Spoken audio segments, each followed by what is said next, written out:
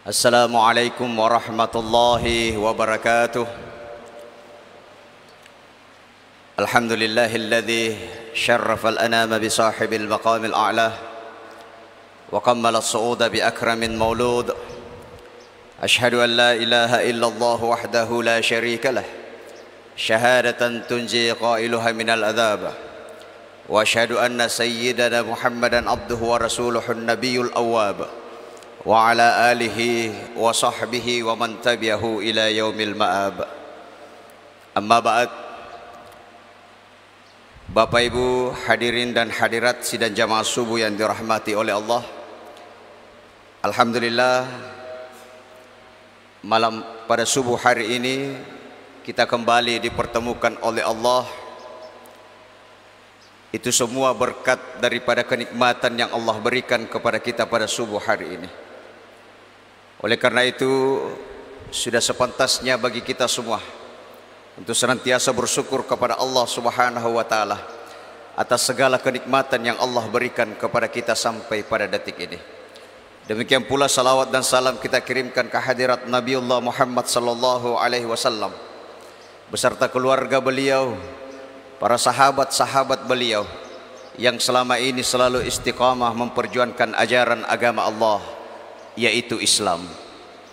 Hadirin dan hadirat sidang jamaah subuh yang dirahmati oleh Allah. Suatu waktu dalam sebuah riwayat disebutkan Rasulullah sallallahu alaihi wasallam pernah ketika beliau keluar dari rumahnya dan ingin menyeberang ke masjid yang saat ini kita kenal dengan Masjid Nabawi. Ketika beliau sampai di dalam masjid tersebut, beliau mendapati para sahabatnya membentuk dua kelompok majelis. Majelis yang pertama, ada beberapa sahabat beliau yang berkumpul di sudut masjid. Mereka melakukan zikir, berdoa, meminta kepada Allah Subhanahu wa taala. Sementara kelompok yang lainnya juga membentuk sebuah majelis di mana para sahabat tersebut melakukan kegiatan kajian fikih terkait dengan kajian hukum-hukum Islam. Jadi ada dua majelis yang terjadi di dalam masjid itu. Yang pertama adalah majelis zikir, yang kedua adalah majelis ilmu. Lalu kemudian Nabi mendatangi satu persatu. Pertama Rasulullah mendatangi yang namanya majelis zikir. Setelah itu Nabi bergeser ke tempat yang namanya majelis ilmu, dan disinilah Rasulullah kemudian duduk bergabung dengan para sahabat-sahabatnya. Setelah dua kegiatan ini selesai, salah seorang sahabat Rasulullah kemudian bertanya, "Ya Rasulullah, yang manakah yang utama dari dua majelis ini?" Lalu Rasulullah mengatakan, "Sesungguhnya dua majelis ini kedua-duanya adalah utama, tetapi yang lebih utama dibandingkan dengan yang lainnya, dia menunjuk kepada yang namanya majelis ilmu." Alasannya apa, Bapak Ibu sekalian? Salah satu alasannya, kata beliau, zikir adalah suatu perbuatan yang bisa dilakukan oleh manusia atau umat Islam dimanapun berada dan dalam waktu apapun itu. Di masjid kita bisa berzikir, di kantor kita bisa melakukan zikir, di sekolah kita bisa berzikir, bahkan di pasar kita bisa melakukan zikir. Kita lagi duduk-duduk kita bisa berzikir, dalam keadaan berdiri kita pun bisa berzikir, bahkan dalam keadaan terbaring pun kita bisa melakukan zikir kepada Allah Subhanahu wa taala. Jadi zikir bisa kita lakukan dimanapun dan kapanpun juga. Tetapi ketika itu yang namanya majelis ilmu adalah sesuatu yang tidak setiap waktu kita bisa temukan. Hari ini pun di masjid kita ini mungkin tidak setiap hari kita bisa lihat atau mendapatkan yang namanya majelis ilmu, kecuali mungkin pada saat ini ketika kita memasuki bulan suci Ramadan. Itu artinya apa? Ini menunjukkan bahwa sebuah majelis ilmu adalah sesuatu yang cukup penting di pandangan Rasulullah sallallahu alaihi wasallam. Namun demikian Bapak Ibu sekalian, ada hal yang perlu kita ingatkan pada diri kita semua masing-masing, bahwa hari ini di tengah maraknya atau di tengah canggihnya teknologi ya saat ini, melalui media sosial kita bisa menyaksikan dan mengakses kapan saja yang namanya majelis-majelis zikir atau kajian-kajian Islam, meskipun itu hanya berlaku bagi mereka yang memiliki kuota. Apa yang ingin kami sampaikan? Yang ingin kami ingatkan bahwasanya tidak semua apa yang kita lihat di media sosial itu bisa kita terapkan dalam kehidupan kita sehari-hari. Meskipun itu benar di dalam Islam, tapi tidak semua hal yang benar itu cocok untuk kemudian kita terapkan dalam kehidupan kita, khususnya di Indonesia dan Kabupaten Pinrang ini. Sesuatu yang terjadi di luar daripada Indonesia ini mungkin adalah sesuatu yang benar, tetapi ketika itu diadaptasi dan dimasukkan di Indonesia, mungkin tidak sesuai dengan kebiasaan bangsa kita Indonesia. Oleh karena itu, kita harus pandai memilih dan memilah mana sesuatu yang kira-kira bisa kita lakukan yang kemudian tidak menimbulkan konflik di tengah-tengah masyarakat. Kenapa? Karena agama dan Islam mengajarkan kepada kita menjadi rahmatan lil alamin, menjadi pendamai, menjadi sesuatu yang menjadi rahmat bagi seluruh alam, bukan hanya kepada umat Islam, tetapi seluruh makhluk yang ada di dunia ini. Oleh karena itu, setiap ada hal atau sesuatu yang baru yang dimungkinkan bisa menimbulkan konflik, maka sebaiknya kita hindari hal tersebut. Hadirin sidang jamaah yang dirahmati oleh Allah, terkait dengan perbuatan atau pekerjaan yang kita lakukan dalam keseharian kita, terkadang ada satu hal yang cukup penting yang sebenarnya kita sering lupakan. Apa itu? Itulah yang disebut dengan niat. Di dalam sebuah hadis dikatakan, innamal a'malu binniyat wa innamal likulli imri'in ma nawa. Setiap hal yang kita lakukan, setiap perbuatan yang akan kita kerjakan, kata Nabi, maka sebaiknya perbuatan itu diawali dengan yang namanya niat. Kenapa? Karena niat inilah adalah salah satu yang akan menentukan hasil daripada apa yang kita perbuat. Dalam sebuah definisi disebutkan, yang dimaksud niat itu adalah tekad untuk melakukan suatu perbuatan atau kegiatan. Itulah niat. Oleh karena itu, di tengah masyarakat kita ini terkadang ada dua hal yang kita temukan. Ada yang mengatakan jama bawa niolo munrito pesiniana. Angkato masyarakat tamakada yang penting niatna. Imunrito pesi jama-jamanna. Ini dua hal yang berbeda, tetapi dua hal ini adalah sesuatu yang keliru bagi kita. Kenapa? Karena semestinya pekerjaan dan niat itu adalah dua hal yang saling berbarengan. Pekerjaan setidaknya harus kita mulai dengan yang namanya niat. Bahkan dalam ilmu fikih, Bapak Ibu sekalian, disebutkan, para ulama fikih kita mengatakan bahwa niat adalah sesuatu yang paling penting dalam setiap perbuatan ibadah. Sebab ibadah yang tidak disertai dengan niat, kata ulama kita, ibadah itu dianggap tidak sah. Itulah pentingnya daripada niat. Jadi sekali lagi, niat ini akan menentukan perbuatan manusia. Apakah perbuatannya itu berakhir dengan yang namanya ibadah atau bernilai ibadah, ataukah pekerjaan yang kita lakukan ini nilainya bukan ibadah. Contoh, saat ini misalnya kita berpuasa, Bapak Ibu sekalian. Berpuasa itu adalah menahan diri dari yang namanya makan, dari yang namanya minum, dan seluruh hal yang bisa membatalkan puasa, mulai dari terbitnya fajar sampai dengan tenggelamnya matahari. Itu puasa. Tapi ada orang yang ketika melakukan puasa dimulai dengan niat semata-mata karena Allah dan mengharapkan ridha dari Allah, maka orang yang berniat seperti ini, puasanya insya Allah akan bernilai ibadah dan akan mendapatkan pahala dari Allah Subhanahu wa ta'ala. Tapi ada juga saudara kita yang melakukan hal yang sama. Kita sama-sama berpuasa dan menahan diri dari makan dan minum, tetapi mereka tidak bernilai ibadah. Kenapa? Karena niatnya mereka berpuasa itu semata-mata karena ingin menurunkan berat badannya atau diet. Ini sama-sama berpuasa, Bapak Ibu sekalian, tetapi niatnya berbeda sehingga hasil yang didapatkan pun berbeda. Itulah yang dimaksud dengan niat, Bapak Ibu sekalian. Lalu selanjutnya sekali lagi kami sampaikan, niat ini adalah merupakan tekad. Jadi motivasi kita untuk melakukan sebuah pekerjaan, dan itulah yang kemudian akan menguatkan kita dalam melakukan sebuah perbuatan. Imam Al-Ghazali dalam sebuah karyanya Mukasyafatul Qulub, beliau mengangkat sebuah kisah Kisah ini menceritakan tentang seorang lelaki dari Bani Israel. Dalam kisah itu disebutkan lelaki ini dikenal sebagai lelaki yang taat dan kuat beribadah kepada Allah Subhanahu wa taala. Dia telah berkeluarga, tetapi dalam kisah ini disebutkan lelaki ini kehidupannya adalah di bawah garis kemiskinan. Suatu waktu di kampung lelaki ini ada kelompok yang menyembah pohon. Lalu sampailah kabar itu kepada lelaki tadi.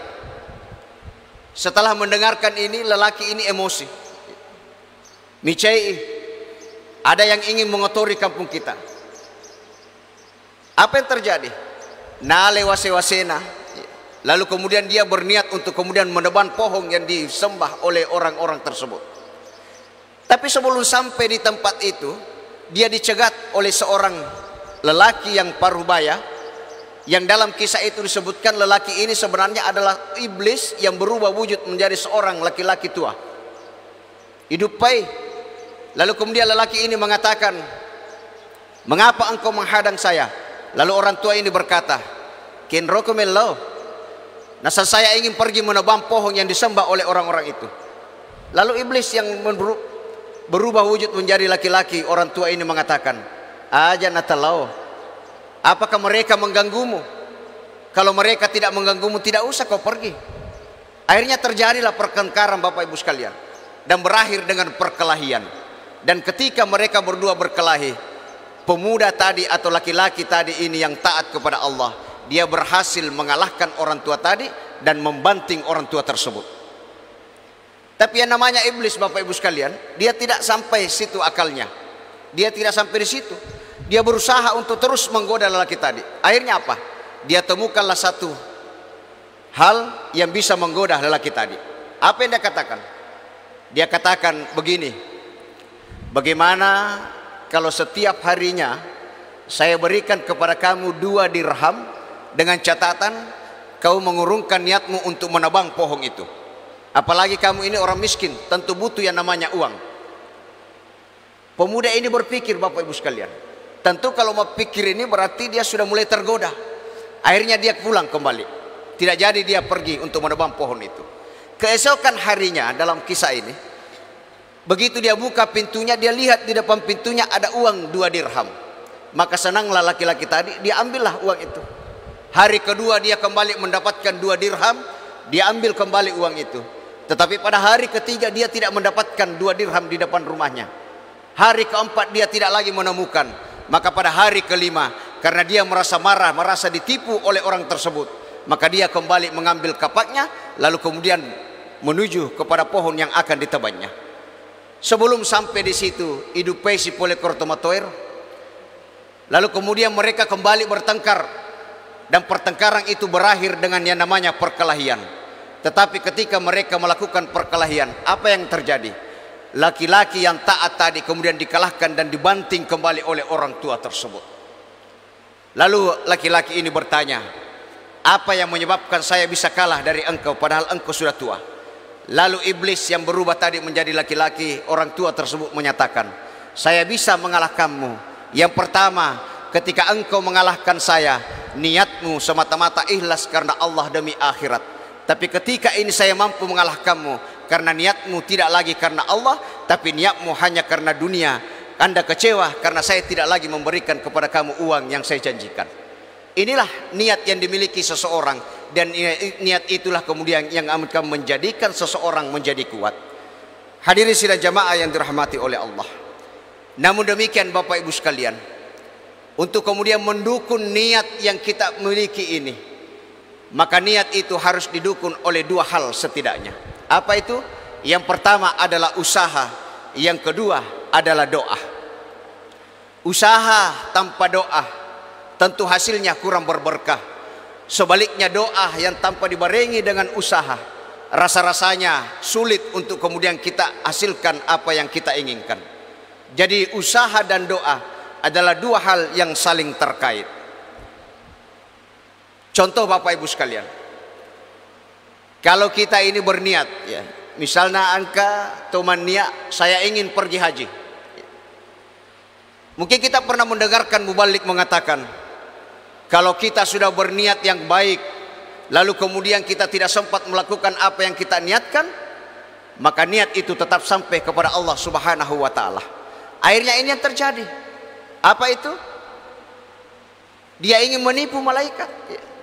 Yang penting maniak bawan nih, yang penting pura ini catat. Padahal bukan itu yang dimaksud dengan niat yang sampai Bapak. Niat itu perlu dibarengi dengan usaha. Sebagai contoh tadi, kalau kita berniat untuk naik haji, kalau hanya sekadar berniat tidak melakukan sesuatu, maka niat ini belum sampai kepada Allah. Tapi kalau kita sudah berniat dan berusaha untuk melakukan sesuatu, apa itu? Setelah kita berniat untuk pergi haji, tugas selanjutnya adalah kita melakukan usaha. Apa itu? Kita lengkapi surat-surat kita. Kita fotokopi KTP, KK dan sebagainya. Lalu setelah itu apa? Setelah itu kita melakukan setoran awal di bank-bank yang ada di sekitar kita. Lalu setelah itu keluarlah nomor porsi. Setelah keluar nomor porsi, kita menunggu dan berdoa kepada Allah Subhanahu wa Ta'ala. Kalau ini kuda kita lakukan, lantas kemudian karena sesuatu hal kita tidak bisa naik haji, mungkin karena kita sakit, atau mohon maaf mungkin karena kita meninggal, maka orang yang seperti ini meskipun dia tidak naik haji, tetapi niatnya sudah sampai kepada Allah Subhanahu wa Ta'ala. Tapi biasa tahu angka makada iro ya sangi haji Ustaz pangobi, itu panggilan Tuhan, tidak bisa dipaksakan. Maka rakat tahu nggak saya panggilan, tapi ini gak tahu na melo mau bikin ada yang ketemuan daftar. Kalau kita ingin dipanggil oleh Allah, maka kita perlu berusaha mendaftarkan diri, barulah kita menunggu. Inilah yang dimaksud dengan niat yang akan diterima oleh Allah ketika dibarengi dengan yang namanya usaha. Nah, setelah itu apa? Setelah itu kita berdoa kepada Allah Subhanahu wa Ta'ala agar supaya niat kita yang telah kita usahakan itu bisa sampai dan bisa dikabulkan oleh Allah Subhanahu wa Ta'ala. Namun demikian Bapak Ibu sekalian, terkadang ada juga di antara saudara-saudara kita yang mengatakan, "Aga pijak paralunai ropak doangangir." Bukankah kita manusia ini telah diberikan takdir oleh Allah? Setiap hal yang kita kerjakan itu sudah menjadi takdir yang telah ditetapkan oleh Allah kepada kita. Sehingga mereka mengatakan, untuk apa lagi kita berdoa? Takdir Bapak Ibu sekalian, benar adalah sesuatu yang telah ditetapkan oleh Allah kepada kita. Tetapi apakah takdir itu bisa berubah? Boleh. Apa yang tidak bisa berubah ketika Allah menghendaki sesuatu? Tetapi tentu Allah akan mengubah sesuatu ketika ada permintaan dari hambanya. Pada motoi Pak, masjid kita ini kalau ingin mendapatkan bantuan dari pemerintah, pemerintah tidak akan memberikan bantuan kalau tidak ada permintaan berupa proposal dari masjid kita ini. Begitulah prosedur daripada doa. Kita meminta kepada Allah, permintaan itulah yang kemudian akan diolah dan dikabulkan oleh Allah Subhanahu wa Ta'ala. Sebagai contoh Bapak Ibu sekalian, ini sering saya contohkan, tapi tidak masalah saya ulangi kembali di tempat ini. Saya contohkan, misalnya Pak Ketua, mohon maaf, di belakang ada Pak Ketua Takmir. Alena Pak Ketua ihe, rencananya sebentar pagi ini beliau akan berangkat ke Makassar. Ya. Itu rencananya. Tapi ternyata menurut takdir yang Allah tetapkan, beliau nanti ketika pergi ke Makassar, di baru nanti beliau ban mobilnya akan meletus. Itu takdir Pak, dan itu tidak bisa kita hindari. Tetapi beliau sebelum dia keluar dari rumahnya, dia berdoa dan meminta kepada Allah, "Ya Allah, lancarkanlah perjalananku, mudahkan perjalananku sampai kepada tujuan." Beliau berdoa. Alhasil apa yang terjadi? Ketika beliau berangkat menuju ke kota Makassar, tiba-tiba setelah sampai di kota Barru, ternyata takdirnya datang. Bang mobilnya beliau meletus. Kalau ini terjadi, pertanyaannya adalah, apakah doanya beliau tidak diterima oleh Allah? Tentu kita akan berpikir, dene terima Pak doanganna, magai nasabah betul betul banda. Tapi ternyata bukan seperti itu Bapak Ibu sekalian. Boleh saja takdir tetap terjadi, tetapi di satu sisi doa kita juga diterima oleh Allah. Apa yang terjadi? Benar ban mobilnya beliau meletus di tengah perjalanan di kota Barru. Tetapi ketika ban mobilnya itu meletus, ternyata meletus persis di depannya Presbank. Maka dicoba naik Palawangan nonroy, tentu mah susah. Tapi karena doanya diterima, maka Allah mudahkan. Ketika ban mobilnya meletus, maka itu meletus persis di depannya presban. Inilah manfaat daripada doa, Bapak Ibu sekalian. Oleh karena itu, usaha dan doa sekali lagi adalah dua hal yang tidak bisa kita pisahkan. Dan sebagai umat Islam, ketika kita lagi tidak percaya dengan yang namanya doa atau permintaan kepada Allah, maka ulama mengatakan orang yang tersebut adalah termasuk orang-orang yang sombong, yang merasa diri tidak lagi mempercayai, tidak membutuhkan lagi yang namanya Tuhan. Sementara orang yang sombong, kata Nabi, la yadkhulul jannata man kana fi qalbihi mithqala dzarratin min kibr, tidak akan masuk surga seorang hamba, kata Nabi, apabila di dalam hatinya ada walaupun sedikit yang namanya sifat sombong. Hadirin sidang jamaah yang dirahmati oleh Allah. Lalu selanjutnya, setelah dua hal tersebut kita lakukan, kita sudah berniat dibarengi dengan usaha dan doa, maka tugas selanjutnya yang perlu kita lakukan adalah sabar. Sabar ini adalah sesuatu yang harus dimiliki oleh setiap orang, khususnya kita umat Islam. Kita coba lihat bagaimana para nabi dan rasul, mereka berhasil melewati seluruh rintangan dan musibah. Itu karena apa? Karena ada kesabaran yang dimiliki di dalam hati mereka semua. Itulah sebabnya sehingga Nabi dalam sebuah hadisnya mengatakan, kadal halimu ayyakuna nabiyya, yaitu tasabara ece de pina mencaji nabi. Artinya apa? Sebenarnya pada dasarnya yang membedakan kita antara nabi itu hanya dalam persoalan kesabaran. Jadi perbedaan kita dengan nabi ini sebenarnya hanya sedikit, Bapak Ibu sekalian. Kalau nabi itu sedikit-sedikit ibadah, kalau kita ini ibadahnya sedikit. Kalau nabi itu makan sedikit, kalau kita ini sedikit-sedikit makan. Jadi ternyata perbedaan kita dengan para nabi itu hanya sedikit, Bapak Ibu sekalian. Jadi kadal halimu ayyakuna nabiyya, orang yang sabar itu, kata Nabi, sedikit lagi dia menjadi nabi. Artinya apa? Inilah hal yang kita perlukan dalam setiap hal yang kita lakukan. Setiap pekerjaan yang kita lakukan, kita awali dengan niat, lalu kemudian kita usahakan, lalu kemudian kita berdoa kepada Allah. Setelah itu kita bersabar menunggu hasil yang diberikan oleh Allah Subhanahu wa taala.